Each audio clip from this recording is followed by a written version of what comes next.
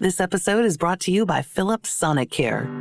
It sure feels good when you get it right. And with the #1 power toothbrush brand recommended by dental professionals, Philips Sonicare makes it easy for you to always get the brushing right. Because their toothbrushes take extra care to make brushing simple, you don't need to have amazing skills. All it takes is 2 minutes, twice per day, like your dentist recommends. Always get it right with Philips Sonicare. Learn more at philips.com/sonicare.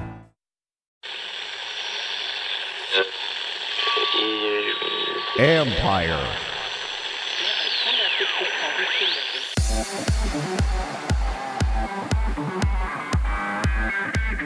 The modern fan base needs to be engaged with in a modern way.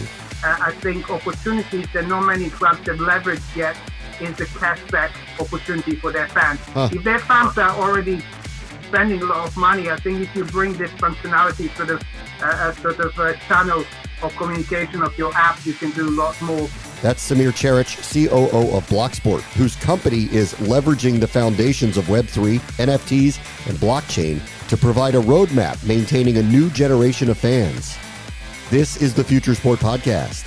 I'm Bram Weinstein.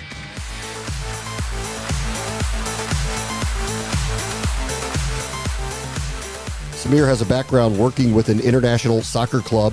He felt he was ahead of the club's marketing and engagement mechanisms and decided to move into business by helping build a company that would speed up the process for teams looking to attract younger fans who are already engaging in far more interesting ways.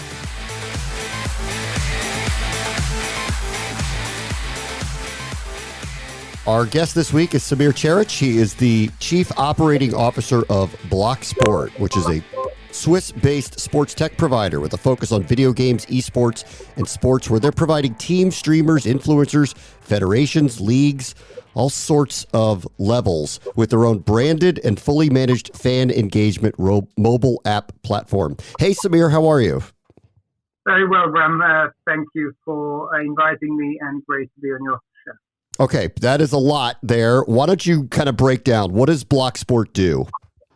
So it's in very simple terms, I was lucky to have been a former president or chairman of a football club. So when I joined Blocksport, I very much wanted to drive the conversation towards the sports property owners and operators in sort of explaining to them that there is huge buzz around metaverse, there's a huge buzz around blockchain, and how can this technology really help mobilize the fan bases around the world with the particular sports clubs. So what we do is we actually provide a full ecosystem for the sports clubs, from the fan engagement app, blockchain-based, but also bells and whistles, all the way to the non-speculative fan tokens and NFTs. And one of the key differentiating points between what we do and the rest of the market is the fact that we've actually done a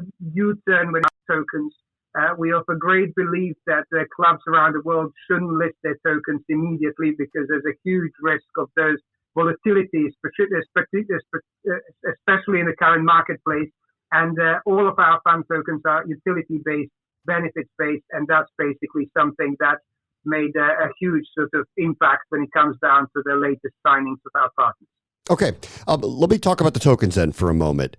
Were teams looking at it as a value attached to it, or had they always been looking at it as a utility to keep engaged and offer incentivization to remain a fan of a team? I think it's a combination of the two. I think it really depends who you're talking to. So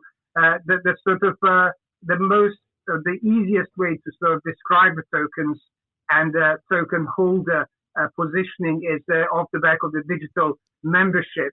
But I think something that the clubs are starting to realize now with more and more education is that it really helps them further their fan engagement, because especially post-pandemic, and I think one of the big benefits of pandemic and off the back of empty stadiums was the fact that clubs and sporting properties around the world really needed to find a new way to monetize their fan base, but not the expense of the fan base. So when you look at the marketplace out there, where the sort of value of tokens have collapsed just purely because it wasn't only the fans that were underpinning the trading, but especially crypto traders, we've soon realized that it's not the best way to win the hearts and minds of both the club owners, but also the fans that have been around for 100, 150 years.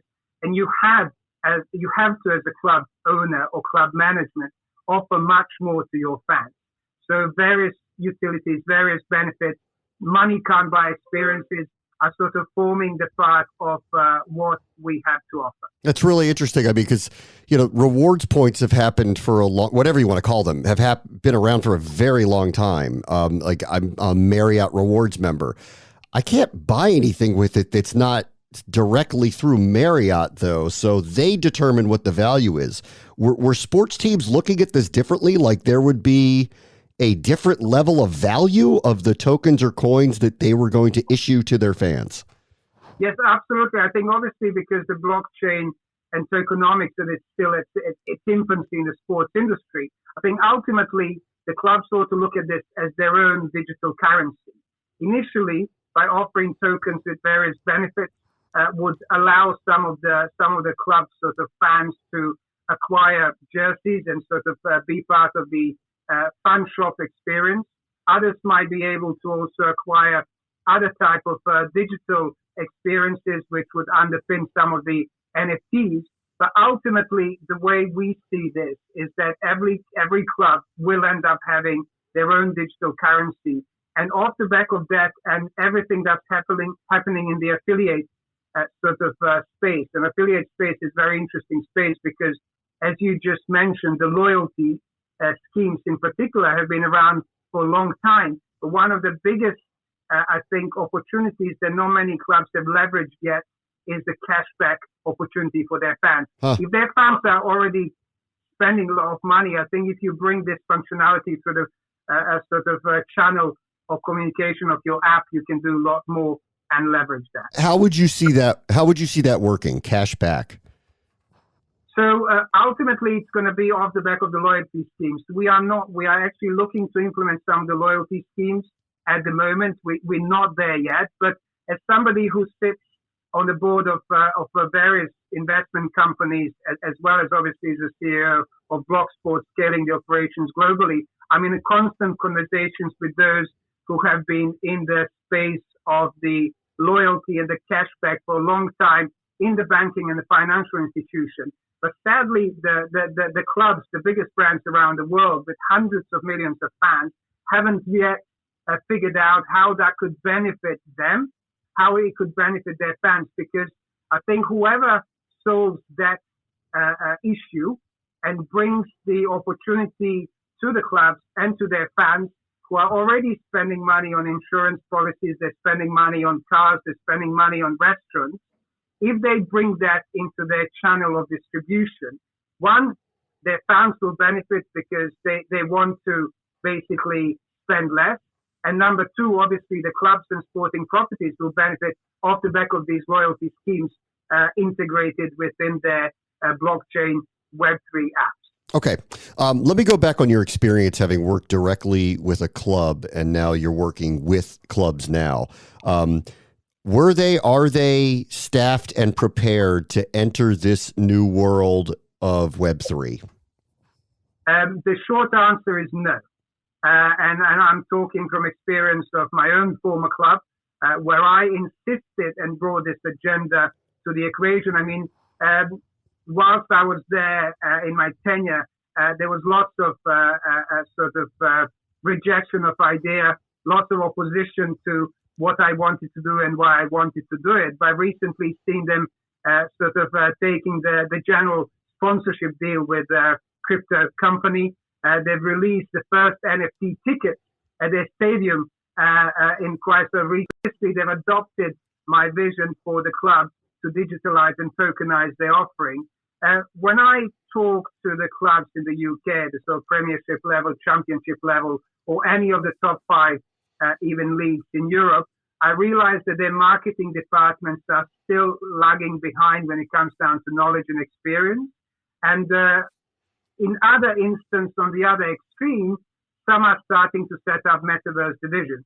And I think they're doing it in a haphazard way, on an ad hoc basis. And hence we've seen some of the disasters in the digital space, from the likes of Man City and Barcelona cancelling their contract with NFT providers, and more recently Liverpool and Sotheby's launching hundreds of thousands of NFTs and only really selling a small percentage of it, about 5%, by getting it wrong. So I think the time is yet. I think with the infancy, I think the clubs need more education and they need more long-term partners in order to be able to monetize on that. Yeah, the NFT space is very interesting. We've talked to a lot of people in that space here. There felt like there was a gold rush for a while.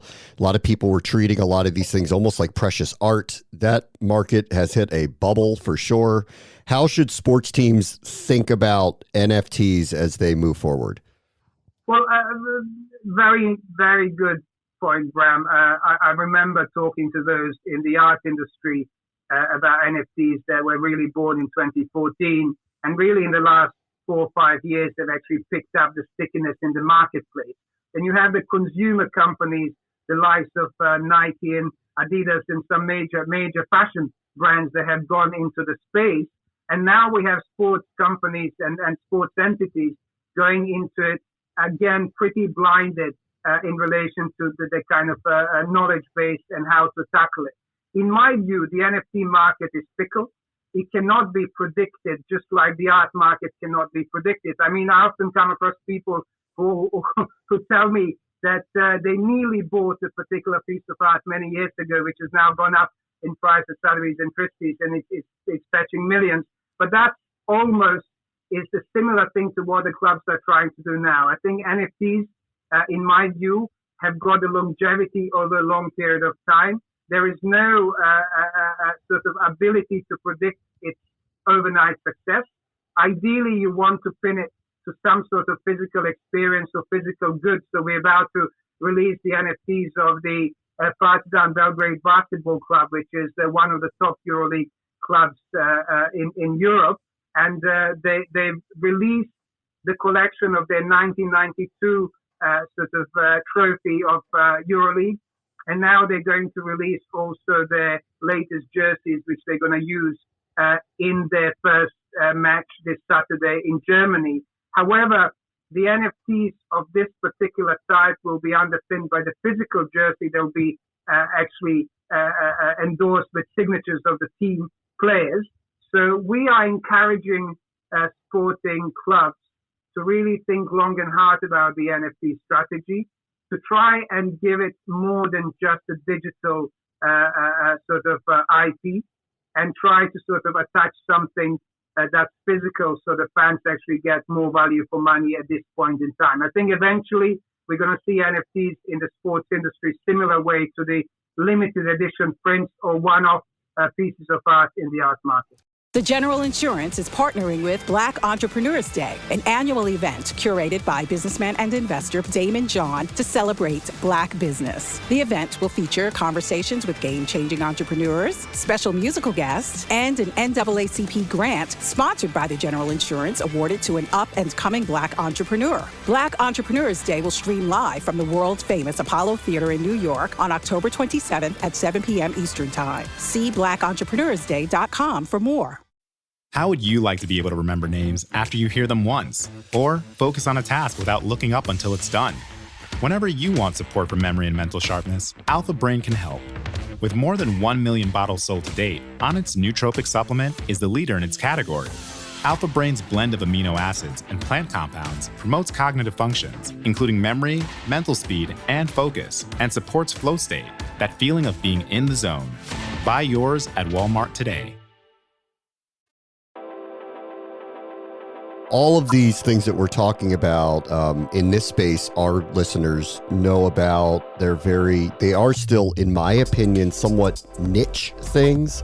So I do wonder how you think about broader fan bases when you start adopting things that are kind of gaining popularity, but maybe aren't fully adopted by fan bases at large yet. How do you think through kind of the educational process of bringing old school fans, new school fans, and all of these people together to understand how to interact with all of these different things that we're talking about? Well, I think, Bram, it's a very good question in the sense of I remember talking to some people in the art industry, and they said the NFT arts have basically dealt with the snobbishness of the art market by allowing, those from not so kind of right families and right sort of blood to actually acquire some of the most expensive and most renowned art NFTs in the marketplace right now.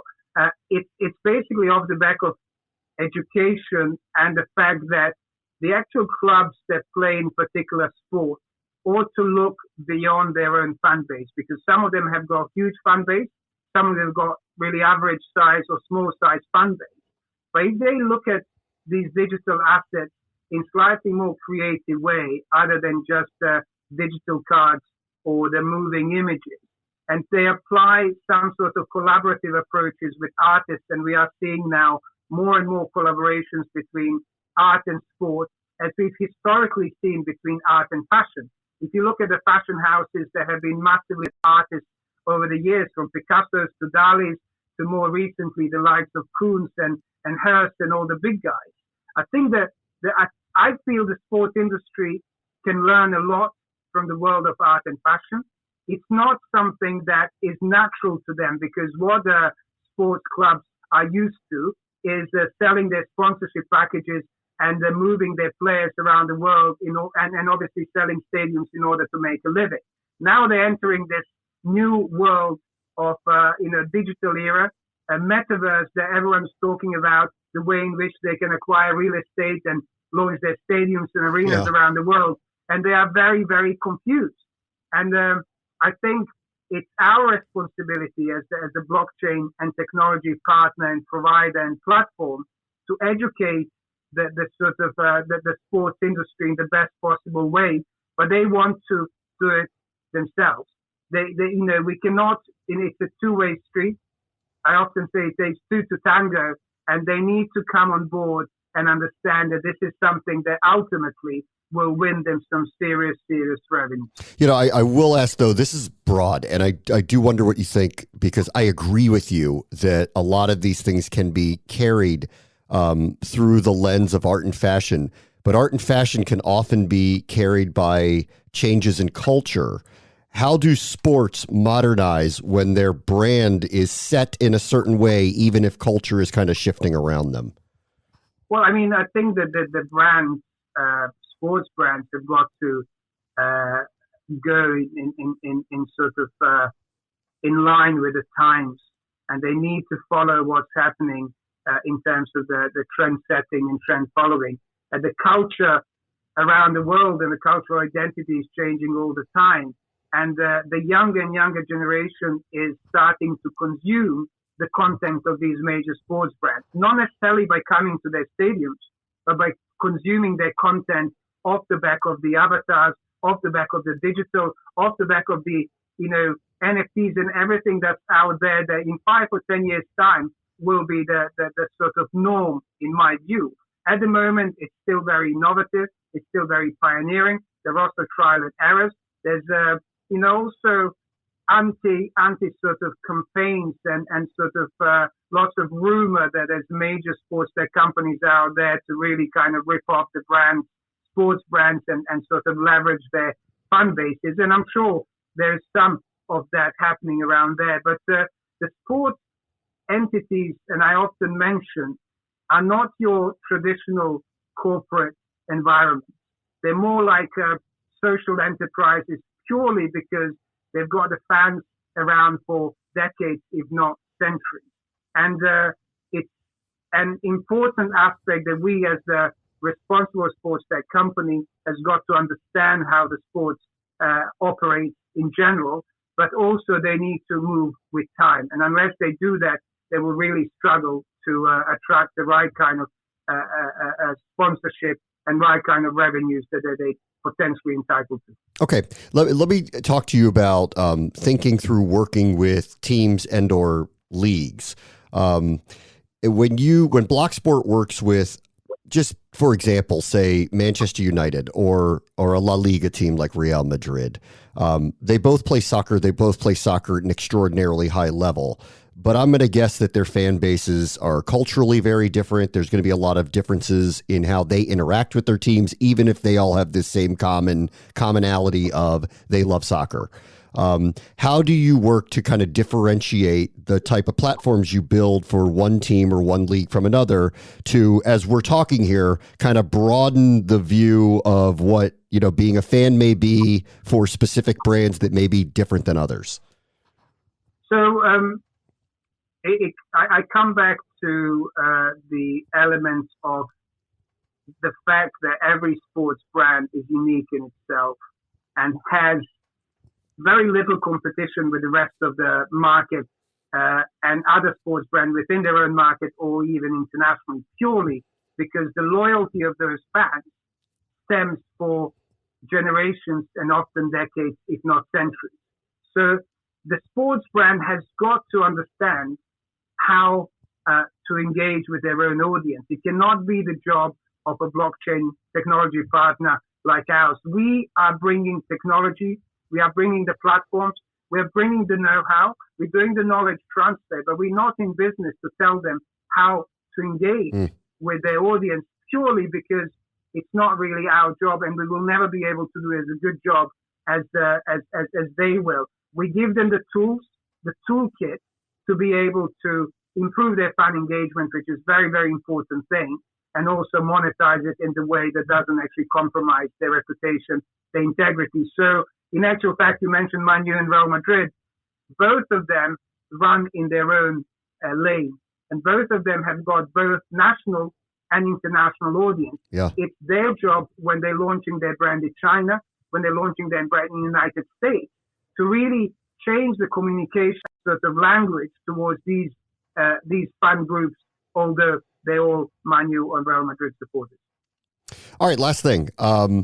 So give me a sense of what you think just in general teams are not doing particularly well in these spaces that you can help them with. So I think what they're really not doing well is thinking long term. I think so many clubs we've spoken to have turned the conversation on its head and said, how much are you going to pay us to come in? We said, well, look, we understand you've been around for 100, 150 years, but it's not our job to actually pay our way in order to prove ourselves. Yeah, of course, we can discuss about, our sub-fee model. We can discuss about rev share model. We can even agree a rev share model in order to actually show to you how it's done. But we're definitely not in this market in order to sell you the dream and sell you the miracle and sell you something that will make you millions and tens of millions overnight, because it's not going to work. We're here to work together as partners, hence most of our contracts are now 5 + 5 years. We're no longer entertaining contracts over 1 or 2 years because we don't need to do that, number one. Number two, we don't believe in it. If you're going to keep on changing your partners in the blockchain and tech space, you're going to keep on making mistakes. If they are willing to understand that we are here genuinely as their partners to show them the way, how to do two important things, which is further their fan engagement, create new revenues, that we are in. Otherwise, we're not interested. Samir Ceric is the COO of Blocksport. Thank you so much for joining us. Thank you for having me. This episode is brought to you by California Almonds. Almonds are a great addition to any wellness routine. They're the perfect on-the-go snack, and only a handful of almonds is all you need to get the benefits. Like 50% of your recommended daily value of vitamin E, a powerful antioxidant that helps protect and keep your skin healthy. So no matter what wellness looks like to you, yoga, massages, listening to your favorite podcast, almonds are easy to bring along. Eat almonds. Live well. Repeat. On the next Future Sport podcast, the rise of micro-betting is changing everything in sports and broadcasting. In the past year, we also stood up our own data collection operation for college, sort of out of necessity. There just wasn't quality enough live data feed for college to do the micro markets that we wanted to do. So we have over 300 scouts across the country in stadiums, collecting data, and so we're kind of powering that whole product, and that's been a big effort. That's Mark Narenberg, COO of SimpleBet, who is running the engine of in-game betting across many different sports. That will do it for this episode. As always, the future is now. This is the Future Sport Podcast. I'm Ram Weinstein.